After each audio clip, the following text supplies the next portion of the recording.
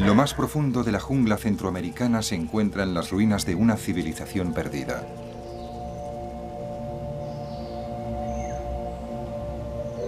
Durante siglos, los exploradores han intentado desentrañar su significado. ¿Quién construyó estos magníficos templos? ¿Podríamos descifrar su historia a partir de los jeroglíficos que dejaron?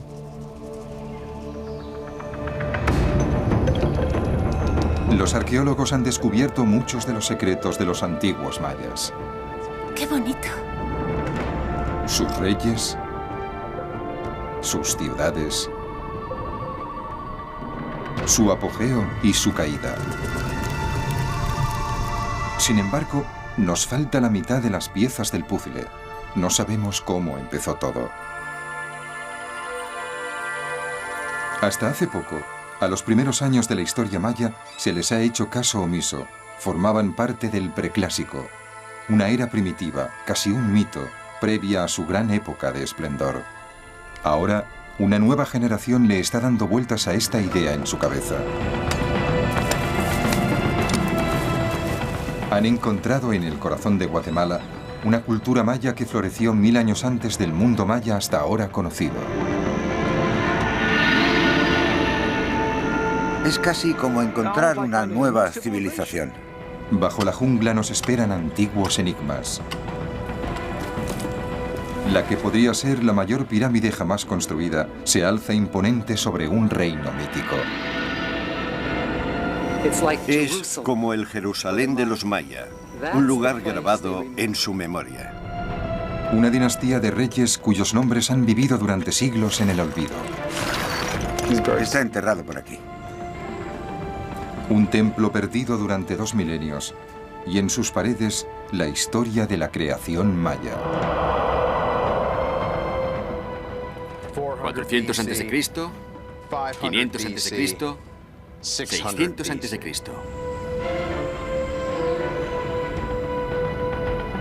Esta es la última frontera del conocimiento sobre los antiguos mayas. A partir del momento en que los arqueólogos la crucen, se estarán adentrando en los reinos de los albores de la civilización maya.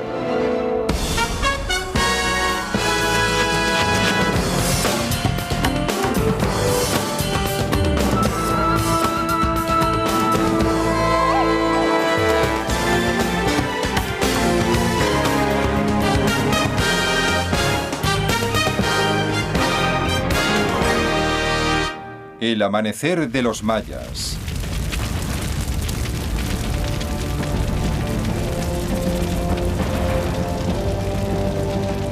Primavera de 2003. Los incendios arrasan las junglas de Guatemala. Muchos provocados por granjeros y ganaderos en busca de nuevas tierras.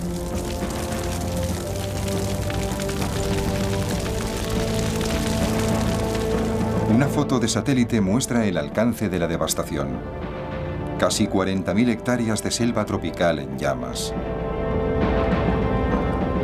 No dábamos crédito, nos quedábamos boquiabiertos ante la magnitud del incendio y la destrucción que estaba dejando a su paso. Había zonas en las que el humo que rodeaba al helicóptero era tan denso que no podíamos ver más allá de una distancia de 1,5 metros. El arqueólogo Richard Hansen está viajando hacia la boca del infierno. Su destino final es un tesoro amenazado por el fuego. Una ciudad que lleva siglos perdida. El Mirador. Richard sospecha que la circundante cuenca de El Mirador oculta pistas sobre los orígenes de una de las mayores civilizaciones conocidas por el hombre.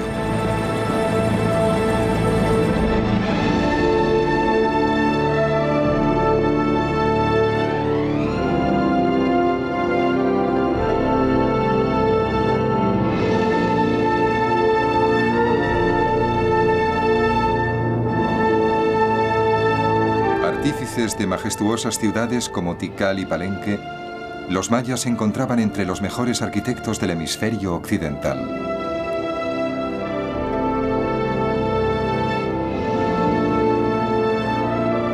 Sus astrónomos trazaron los movimientos celestiales con una precisión sorprendente. Podían expresar cualquier idea o acontecimiento bajo el sol a través de sus intrincados jeroglíficos.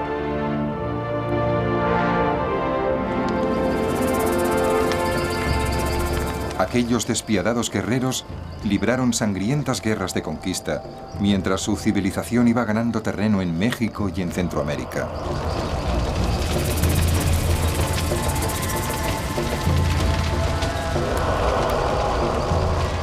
Esta es la historia que conocemos de la cultura clásica maya, cuyas ciudades florecieron entre el 250 y el 900 después de Cristo.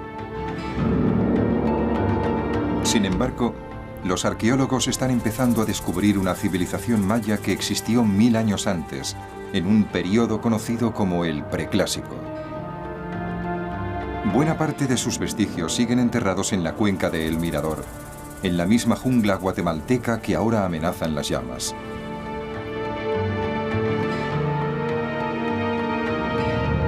En la ciudad perdida de El Mirador, Richard Hansen, subvencionado por National Geographic, lleva más de 20 años intentando resolver el enigma de los primeros mayas. Bueno, este es el tercer nivel de la gran pirámide de la Danta en El Mirador, la mayor de este lugar arqueológico. El complejo de la Danta ocupa una extensión de casi 800 metros de largo sobre plataformas bajo nuestros pies. Probablemente se trate de la pirámide más grande del mundo. Se construyó varios siglos antes de Jesucristo en una era considerada primitiva.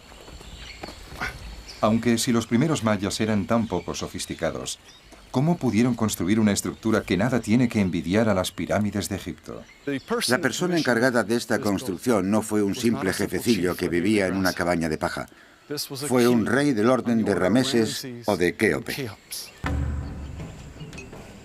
Una de las pirámides pequeñas de esta ciudad perdida ha cautivado la imaginación de Richard. ¿Es posible que los magníficos grabados en la estructura 34 fuesen la inscripción de un sepulcro real? Esta es una zarpa de jaguar con una orejera en medio. ¿Veis la orejera aquí? Vemos claramente 3 uñas que salen de unas cutículas muy realistas. Aquí vemos otra de las uñas del jaguar y ahí está la tercera. El descubrimiento de esta zarpa de jaguar preclásica tiene mucho que ver con un rey que creemos gobernó entre el 152 a.C. y el 145 a.C. Se llamaba Yugnon Yichak Kak, o Gran Rey Garra de Jaguar. Puede que este fuese su símbolo, de ahí que esta construcción nos interese tanto, pues es posible que dicho rey siga enterrado aquí. Para demostrar su teoría, Richard ha traído lo último en radares de penetración subterránea. El especialista John Liu tiende los cables que transmitirán corriente eléctrica a través del suelo. Al medir la resistencia, el sistema trazará una sección del interior de la pirámide. ¿Nos mostrará una cámara?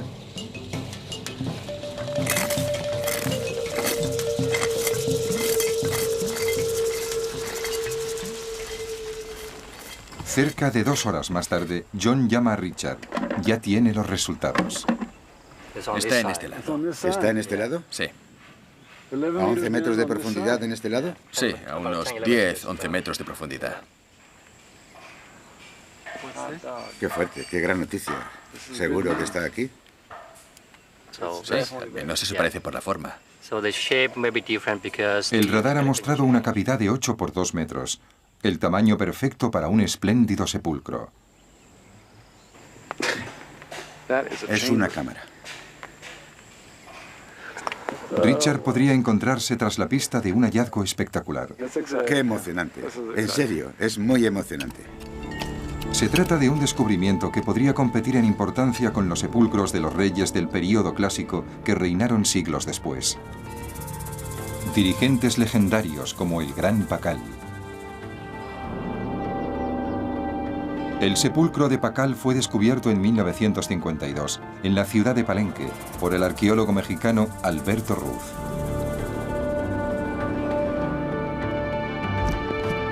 En la actualidad, el arqueólogo David Freidel sigue desentrañando el significado de aquel hallazgo.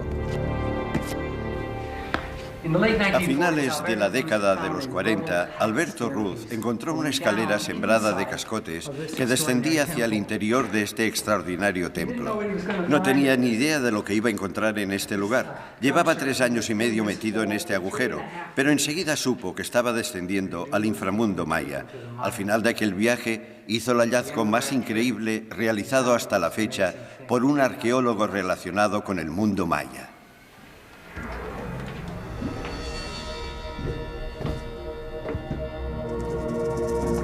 Según Freidel, Pakal creía que era la personificación de un dios en la tierra. Su sepulcro era un mapa de su viaje desde el momento de su muerte hasta el de su resurrección.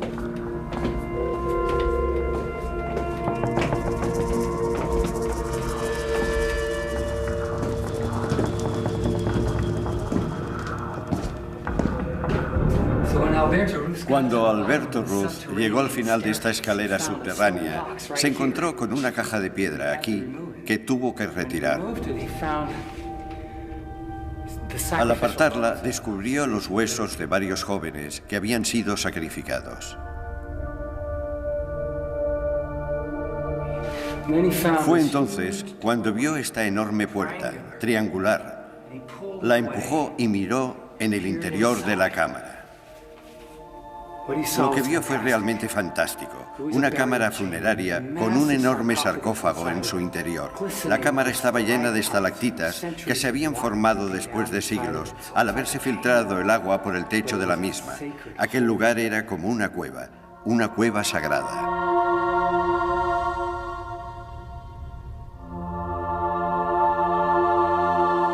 Varias mujeres debieron amortajar el cuerpo de Pakal con vendas de algodón.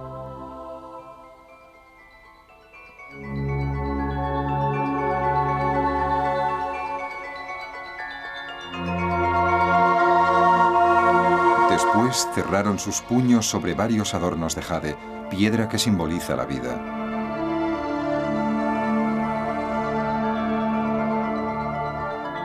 Una vez totalmente amortajado, bañaron su sudario con cinabrio rojo, una evocación mágica de la sangre, la esencia de la vida.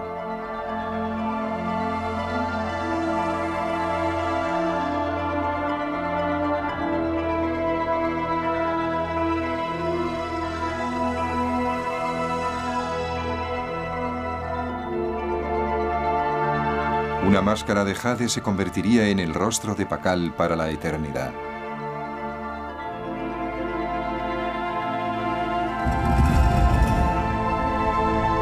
Una vez sellado su sarcófago, Pakal inició un viaje que culminaría con su renacimiento como dios de la vida eterna, el dios del maíz. En la lápida del sarcófago aparece grabada la imagen de Pakal, pero no como anciano, sino como un apuesto y joven señor. Aparece sentado en el interior de un cuenco para sacrificios al pie de un árbol. Este árbol, en forma de cruz, es conocido como Huacachán, o el árbol del mundo. Es la Vía Láctea, a través de la cual pensaba subir hasta las estrellas, según Ochbe. Al morir, entró en la vía, subió a los cielos y allí se alzó triunfante como el renacido dios del maíz.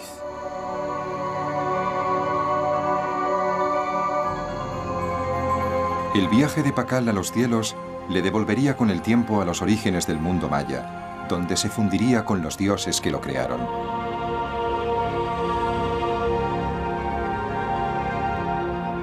Pakal estaba convencido de que aquellos dioses eran sus ancestros y que procedían de un lugar mítico en los orígenes de la civilización maya. Las raíces de Pakal y de los suyos se remontan a Kan, la ciudad primordial. Kan era la ciudad donde había nacido el dios del maíz, el lugar donde había ocurrido todo, una especie de Jerusalén maya, un sitio que todos recordaban, su particular Camelot, la ciudad original en los albores de los orígenes maya. Como Camelot, este lugar era un sueño poderoso. retumbaría en la cultura maya durante siglos. ¿Pero realmente pensaban en un lugar de verdad? Es una pregunta controvertida, pero Freidel cree que sí, pensaban en la cuenca de El Mirador y en el gigante durmiente de su centro, El Mirador.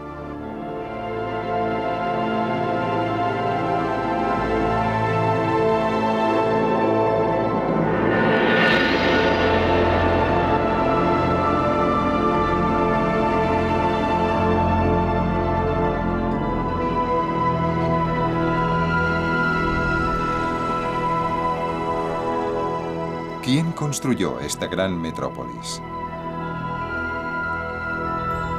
Richard Hansen y sus colegas creen haber encontrado unas pistas vitales en unas bonitas vasijas pintadas en el 700 después de Cristo aproximadamente. Sus jeroglíficos conforman una nómina de reyes, con sus respectivas fechas de entronización. El primer rey viene indicado aquí. El primer rey aparece junto a la fecha 7 Chuen 19 Pop, el nombre del día y del mes. En el 3 Imix 7 Yax aparece Chan Chak Chapat, el señor de Can. La secuencia continúa en una fila durante 19 reyes sucesivos. Estas fechas carecían de sentido. Sin embargo, a nuestro colega el investigador Simón Martín se le ocurrió una idea. El calendario maya es cíclico y se repite cada 52 años. ¿Y si las vasijas hablaban de los reyes de un ciclo anterior de la era maya? ¿Qué ocurriría si retrocedieran en el tiempo y se situaran las fechas 1000 años antes, en el preclásico? El especialista en jeroglíficos de Richard Stanley Genter hizo los números. Según él, fue un momento eureka. Mira por donde descubrimos que aquellas fechas encajaban a la perfección en el 392 a.C. Creemos que es una secuencia de reyes, una crónica retrospectiva pintada aproximadamente en el 700 después de Cristo, que hace referencia a reyes anteriores a 1300 años. Si esta teoría fuese cierta, habrían encontrado una dinastía, 19 reyes mayas hasta ahora desconocidos por la historia. Uno de los reyes que aparece en las vasijas es el gran Garra de Jaguar, el mismo rey cuyo símbolo engalana la parte frontal del templo de El Mirador. Nos hemos adentrado unos 12 metros en el edificio. Eso quiere decir que ya hemos extraído unos 17 metros cúbicos de roca. Esta es una de las partes más duras de la arqueología maya. En esos túneles hace muchísimo calor. No corre ni una brizna de aire. Estás encerrado y es peligroso.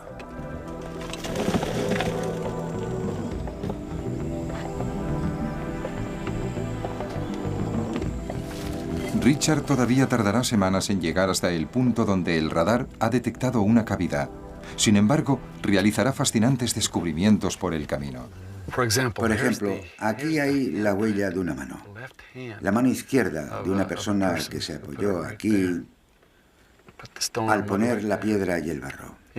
Cuando coloco mi mano encima de esta huella, es como si se evaporasen 2200 años de golpe.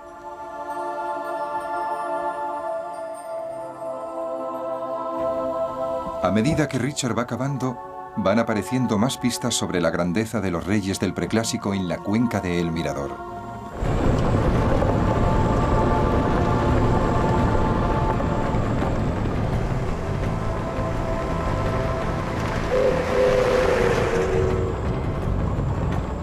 El arqueólogo guatemalteco Francisco Estrada Belli se dirige hacia otro sitio arqueológico del preclásico. Las lluvias han comenzado y las carreteras están prácticamente intransitables. Pero el esfuerzo ha valido la pena. Gracias a la financiación de National Geographic, Francisco ha hecho un gran hallazgo en otra ciudad olvidada del preclásico, Cibal. En este caso, no se trata solo de una gran ciudad como la del Mirador, sino de una red de ciudades en la tierra baja maya que existió en el preclásico. Cuando Francisco descubrió el templo principal de Cibal, vio que los saqueadores habían horadado la parte posterior de la pirámide. Habían dejado un pequeño agujero cerca de la cima. Cuando llegué vi este agujero en lo que parecía la parte delantera de la pirámide. Metí la mano y al palpar me di cuenta de que la superficie no era plana. Había un desnivel en la escayola. Entonces pensé, no sé, será una serpiente tallada en la parte frontal del edificio o el bigote de una máscara. Fue entonces cuando pensé que quizás lo mejor era acabar desde el otro lado para encontrar la parte delantera del edificio. Francisco dio la vuelta hasta la fachada del edificio y empezó a cavar un túnel hacia el centro.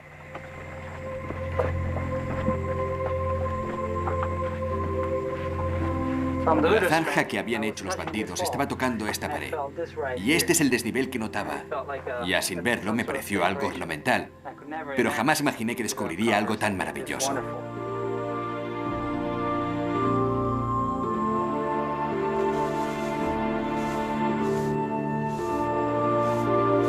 Francisco cree que se trata del gigantesco rostro de un dios solar de unos 3 metros de altura.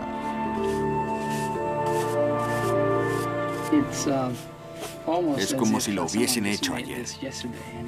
Me parece increíble pensar que estamos tocando y mirando algo que otra gente miraba y tocaba hace más de 2000 años.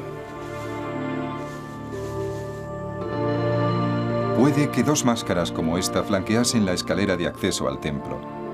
Francisco cree que eran el telón de fondo de elaborados rituales en los que el rey imitaba a los dioses de la creación.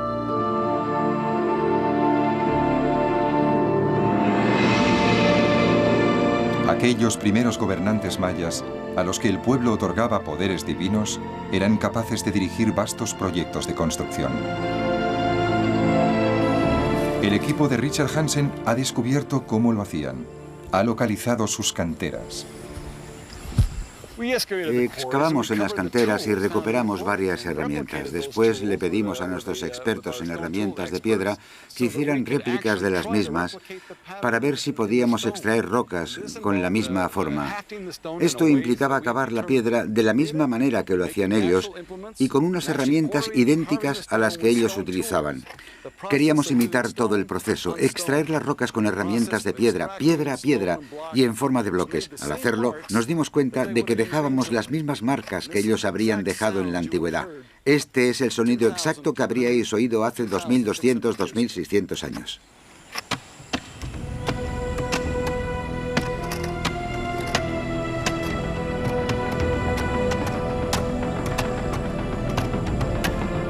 Miles de hombres trabajaban durante jornadas agotadoras en canteras como esta, cortando y transportando piedras que pesaban hasta 450 kilos. Cerca de ahí, un grupo de hombres igual de numeroso preparaba cal para cubrir todos los edificios de todas las ciudades.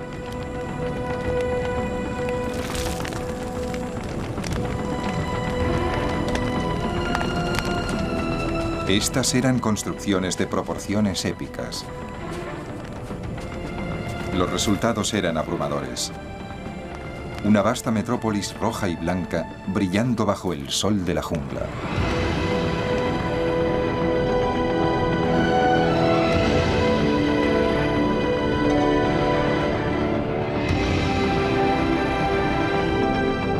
El Mirador. Quizás unas 100.000 personas. Y en el extremo oriental de la ciudad, el enorme templo de la Danta, seguramente la pirámide más grande jamás construida. Reclamada hace ya mucho por la jungla.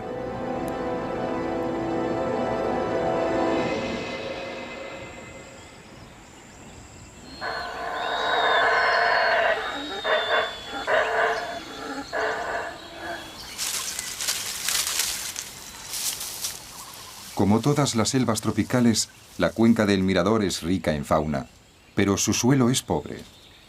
La agricultura intensiva es prácticamente inviable aquí, y esto nos lleva a plantearnos la siguiente pregunta. ¿Cómo se las ingeniaron los primeros mayas para cultivar suficiente maíz y dar de comer a la enorme población que vivía en esta jungla hace 2000 años? Uno de los secretos de la cuenca de El Mirador era estas zonas pantanosas que la rodean. Su aspecto original era algo así. Estaban cubiertas de césped. Descubrimos que los mayas transportaban toneladas de este material a peso. Miles de toneladas de este material hasta las ciudades donde construían terrazas ajardinadas. En un poblado a las afueras de la cuenca de El Mirador, Richard ha recreado las antiguas terrazas ajardinadas de rica tierra cenagosa. Gracias a este abono natural, los reyes podían alimentar a grandes poblaciones y aún así destinar gente a la construcción de edificios, a la arquitectura, la astronomía, la música, las artes y demás profesiones del intrincado entramado de la sociedad preclásica. Este abono constituía la base de toda su sociedad, era lo que les daba fuerza para hacer todo lo que hacían. Este estiércol activó los motores económicos de la compleja sociedad del preclásico.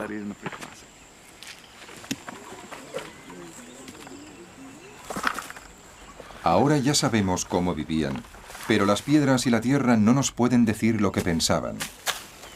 ¿En qué creían los primeros mayas?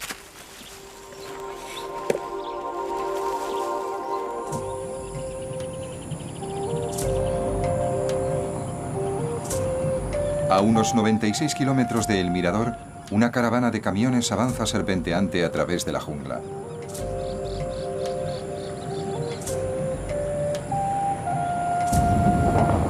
Va de camino hacia una ciudad mucho más pequeña, San Bartolo. San Bartolo nunca ha sido más que un puesto avanzado. Aún así, es aquí donde los arqueólogos han logrado entender la visión del universo de los primeros mayas.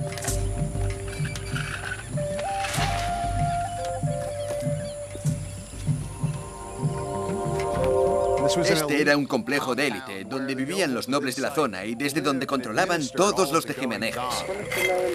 El encargado de este lugar es el arqueólogo Bill Saturno, también financiado por National Geographic. Fue él quien encontró las extraordinarias ruinas de San Bartolo, tras una expedición agotadora a través de la jungla. Bill no tardaría en descubrir que no había sido el primero en llegar a la zona. Cuando llegamos a San Bartolo, vimos claramente que los profanadores de tumbas habían pasado en la zona largas temporadas. De los 100 túmulos que hay en ella, aproximadamente, todos habían sido perforados al menos en una ocasión.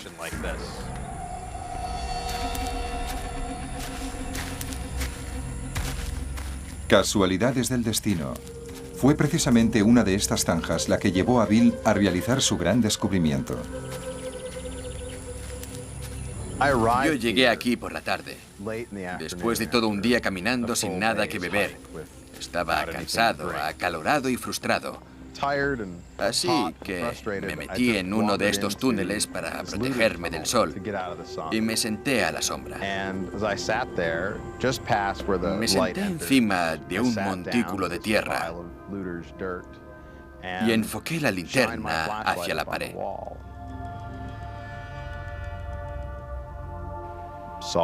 Fue entonces cuando vi algo increíble. Un mural.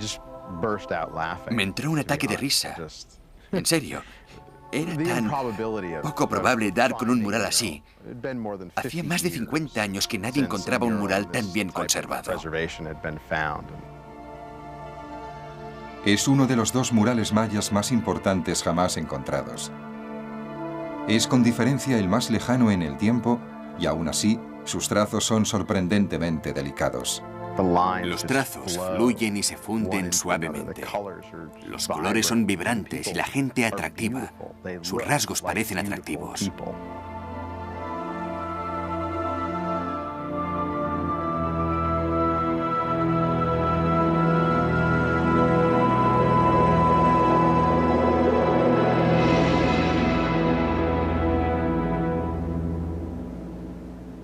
Bill invitó al artista Heather Hurst para que le ayudase a descifrar el significado del mural haciendo una reproducción exacta.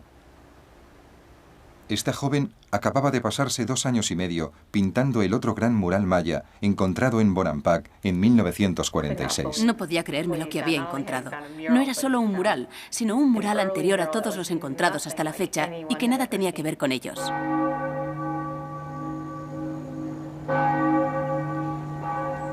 El laboratorio de Bill está en la antigua ciudad colonial de Antigua, en los altiplanos guatemaltecos. Además de a Heather, también ha reunido a dos de los mayores expertos en simbología maya, Carl Taube y David Stewart.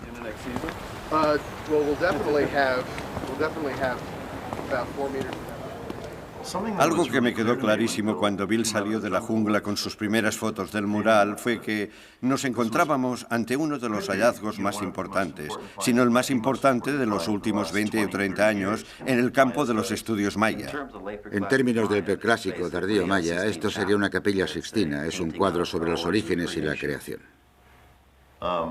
No creo que haya ninguna duda de que este hallazgo seguramente cambiará toda nuestra visión de lo que la civilización maya tenía en mente al crear su arte, al plasmar la visión de su cosmología y del origen del universo.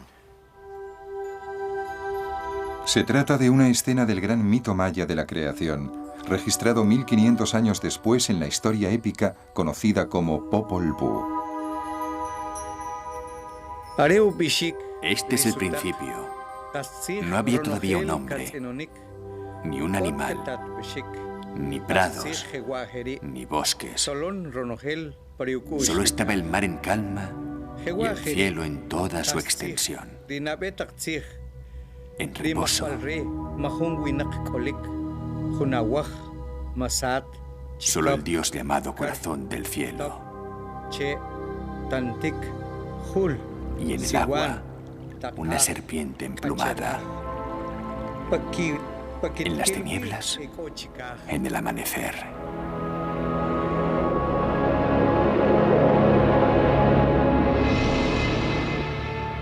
Este mito cuenta la historia del dios del maíz, la deidad central del cosmos maya, responsable del maíz del que depende toda la vida.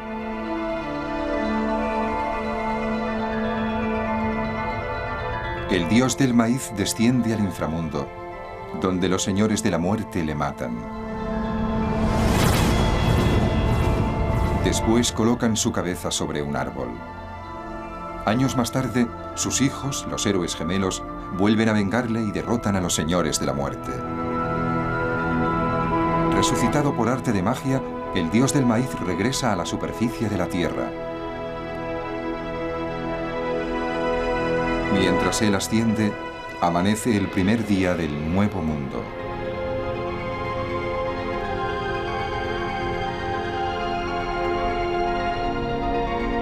Esta es una historia que obsesionaba a los mayas del periodo clásico. Esta es una versión pintada varios siglos antes. No se trata de una interpretación primitiva, sino más bien de una labor exquisita.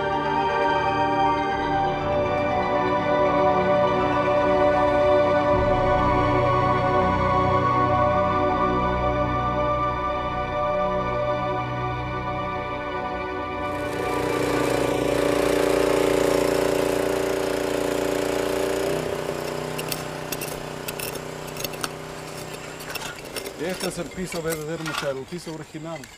En el mirador, Richard Hansen y su equipo llevan cerca de un mes de excavaciones. Muy bien. ¡Híjole! Ahí la tengo.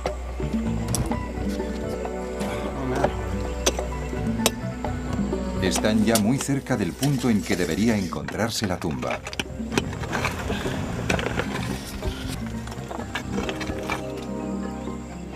Está enterrado por aquí. Y queremos ser nosotros los que lo encontremos. No lo entendemos. Necesito entender cuál es la resistencia específica en algunas de estas lecturas.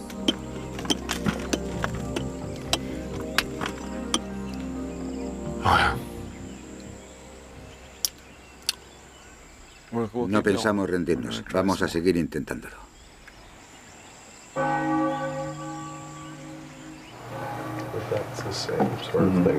En los altiplanos guatemaltecos, la perseverancia empieza a recoger sus frutos. Están estudiando un detalle inesperado del mural de San Bartolo. La escritura.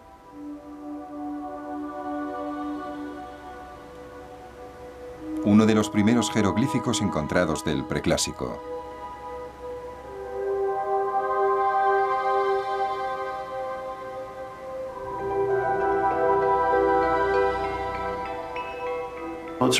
Sería muy difícil exagerar la importancia de estos jeroglíficos.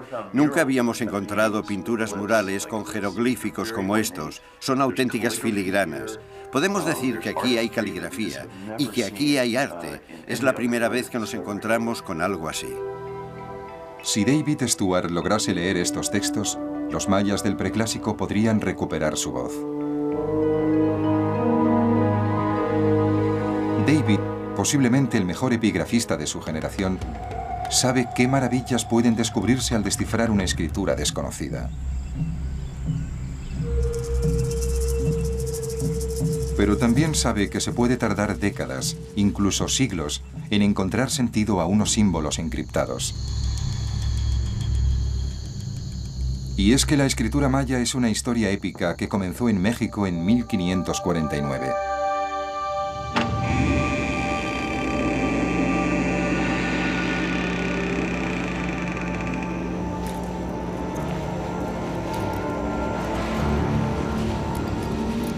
La conquista española no quedaba lejos, y el fraile franciscano Diego de Landa tenía la misión de velar por las almas mayas.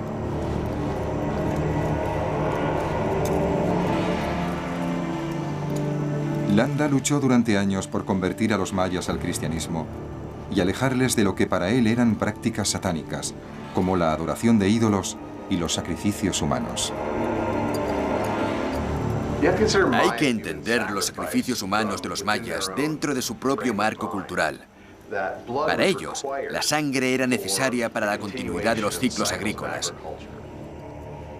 Lo que para nosotros no es más que un atroz y sangriento sacrificio, para los mayas era una necesidad.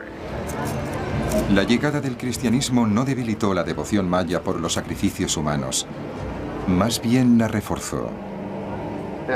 De repente aparece en sus vidas el Dios cristiano, y con él nuevas imágenes de sacrificios humanos.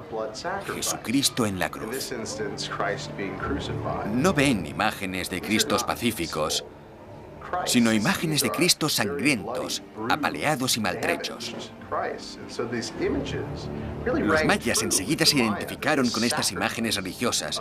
Para ellos, el sacrificio del Hijo de Dios era una imagen muy poderosa, y por ello, empezaron a hacer cosas muy parecidas.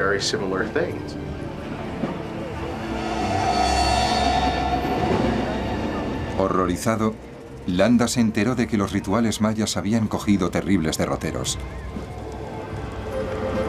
Ahora incluían la crucifixión de niños.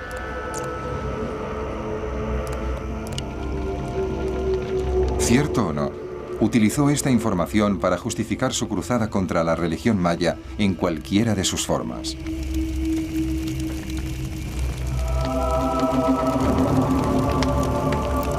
Ordenó quemar todos sus textos sagrados. Humilló a los acusados con la destrucción de sus iconos religiosos.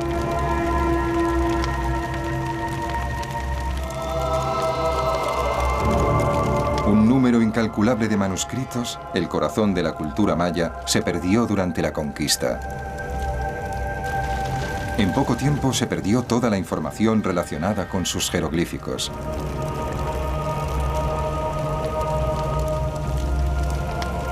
Pero el mismo hombre que ordenó la destrucción de los textos mayas, Diego de Landa, nos proporcionaría con el tiempo la clave para su descodificación.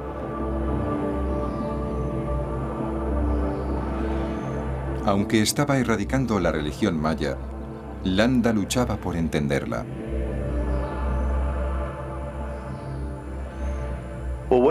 Bueno, lo que él hacía, como muchos de sus contemporáneos, era escribir un manual para que otros frailes pudieran conocer la religión nativa y saber cómo acabar con ella. Un día, Landa le pidió a un escriba que pusiese por escrito el alfabeto maya, su alfabeto de jeroglíficos. Tenía un ayudante maya, un escriba que se llamaba Gaspar Antonio Chi. Un día Landa le preguntó, muy bien, ¿cómo escribís la letra A? ¿O cómo escribís la letra B? Es decir, ¿cuáles son las ranuras o glifos correspondientes a los valores fonéticos de estas letras? Años más tarde, cuando la gente intentó utilizar el alfabeto de Landa, no le encontró ningún sentido. Landa fue ridiculizado y su alfabeto quedó sepultado en el olvido durante casi 400 años.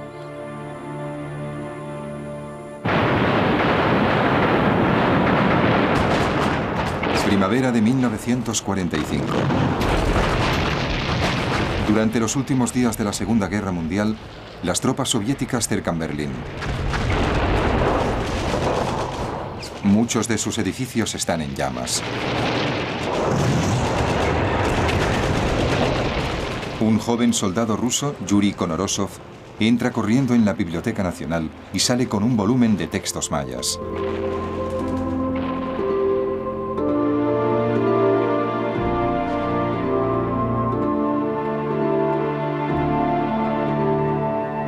Konorosov es un estudiante de filología.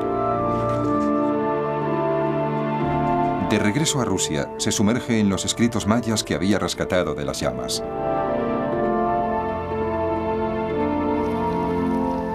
Oye hablar del olvidado alfabeto de Landa y decide que ahí podría encontrarse la clave.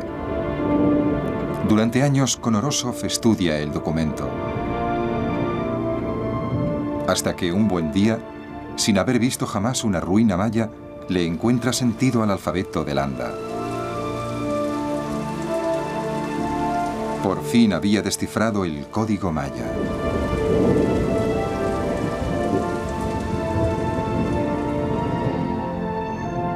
Con el tiempo, las ciudades del período clásico se convirtieron en libros abiertos. Las paredes de los edificios en ruinas eran un archivo de sus vidas, de sus nacimientos y matrimonios, de sus batallas y sus muertes. Konorosov fue el pedal de arranque de la revolución de la descodificación. 50 años más tarde, David Stuart sigue sus pasos para descifrar el último gran enigma, la escritura maya del período preclásico.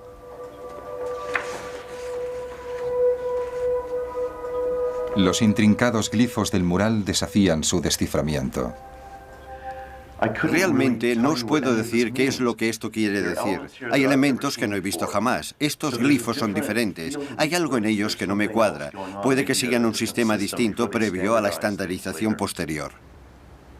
Lo que parecía una derrota termina siendo una revelación. David cree que está mirando una foto de los albores de la escritura maya antes de que ésta adoptase una forma fija.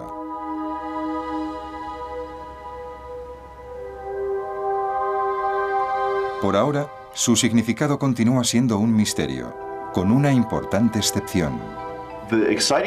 Lo más emocionante sobre este texto en particular es el último glifo. Así es como el escriba de San Bartolo lo escribió. Este glifo es fácil de identificar en ejemplos posteriores. Representa el término ajau, que quiere decir señor, noble o rey. Es una de las primeras crónicas escritas de un rey maya del preclásico.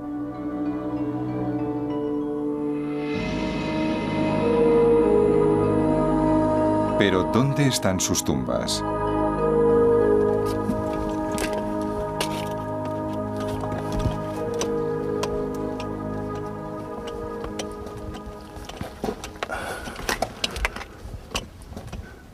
En el mirador, Richard y su equipo han cavado un largo túnel hacia el centro del templo del jaguar hasta llegar al lugar donde el radar mostraba una cavidad.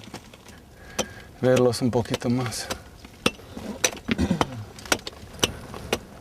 Podrían encontrarse a escasos minutos de encontrar la tumba del gran rey Garra de Jaguar.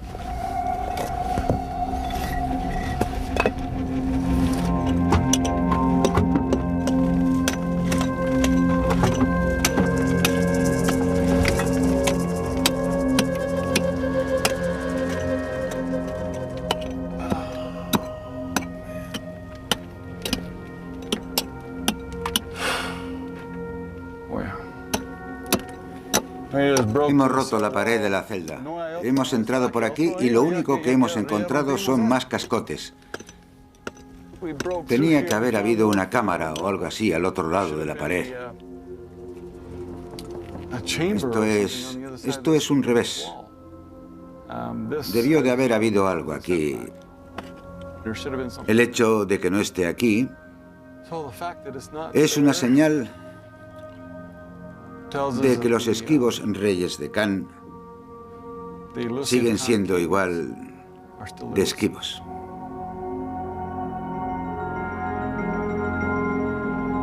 ¿Querrá esto decir que la misteriosa dinastía de reyes perdidos de la que habla Richard no es más que un mito? Richard está convencido de que existió y no piensa rendirse tan fácilmente. Se prepara para excavar en otro templo la temporada que viene. A lo mejor uno de nuestros reyes mayas está aquí dentro.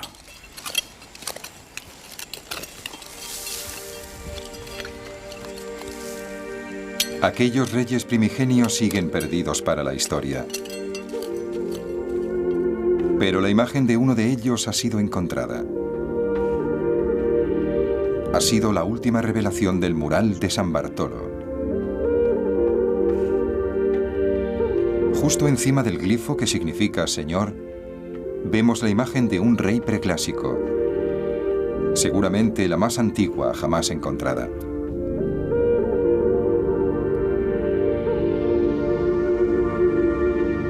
Parece una escena del momento de su coronación. Está sentado en una especie de trono elevado y tiene el cuerpo cubierto con pintura roja y blanca.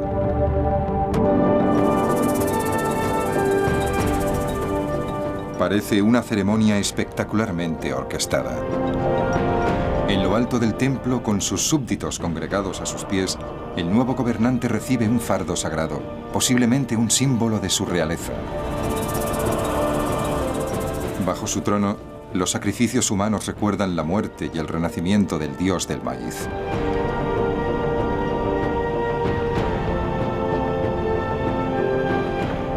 Es una imagen sin parangón en majestuosidad y poder. Quizás fueron estos aires de grandeza los que le llevaron a la perdición.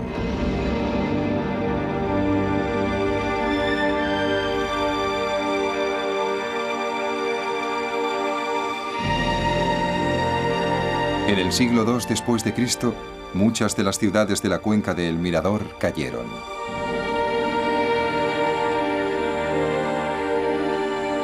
Richard Hansen cree conocer una de las causas.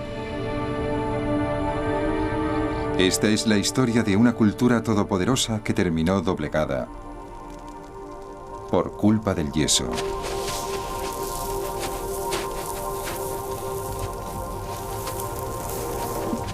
¿Qué les costaba dar a cada edificio, a cada templo, una gruesa capa de enlucido? Para preparar esta mezcla, los mayas calentaban piedra caliza en enormes hogueras de madera. Pero solo los troncos recién cortados ardían bien. Necesitaban enormes cantidades de madera verde para fabricar una cantidad relativamente pequeña de cal viva.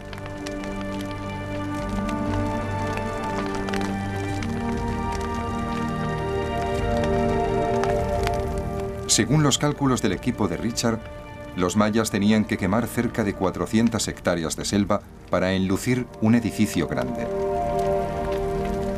Había cientos de edificios en el mirador y cada vez los hacían más grandes. Este es el primer piso de este edificio. Llega hasta el inicio de esta escalera, el suelo de un rojo brillante muy duro, extremadamente duradero, de unos 9 centímetros de grosor. Pero entonces, de repente, añaden otro suelo inmediatamente encima de este, de unos 20 centímetros de grosor. Imaginaos la cantidad de madera, hombres y piedra necesarios para hacer todo este estucado.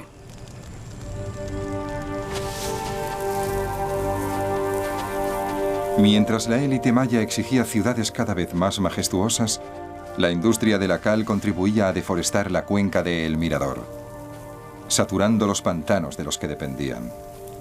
Cuando talas masivamente en un entorno tropical, el suelo se erosiona y la piedra caliza satura los humedales y pantanos, inutilizando la tierra para el cultivo. Sin cultivos no hay comida, y sin comida todos son problemas. La explotación desorbitada de los recursos naturales fue una de las causas de la escasez de alimentos.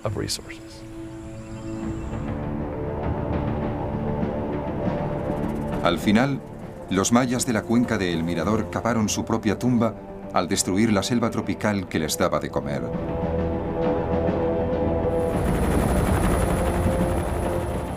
¿Es posible que en la actualidad se esté repitiendo la misma historia? La cuna de la civilización maya vuelve a estar en peligro, esta vez por culpa de la explotación forestal, de los intereses petrolíferos y de los intereses de granjeros y ganaderos. ¿Durante cuánto tiempo logrará sobrevivir?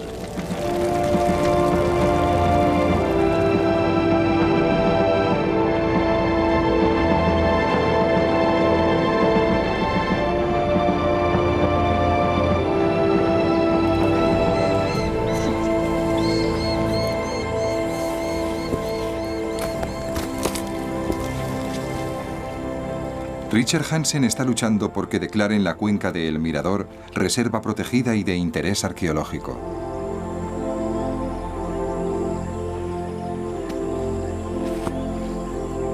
Si lo logra, la jungla que engulló a las primeras ciudades mayas hace 2000 años seguirá protegiendo sus restos de por vida.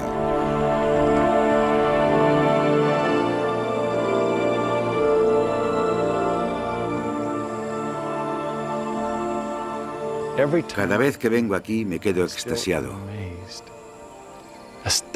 fascinado ante la saga humana que aquí tuvo lugar.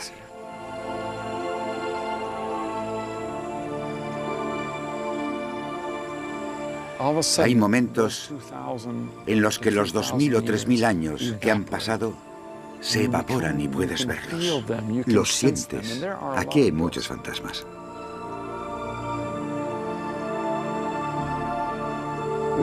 Esto tendría que ser un monumento a la humanidad, un monumento a la naturaleza.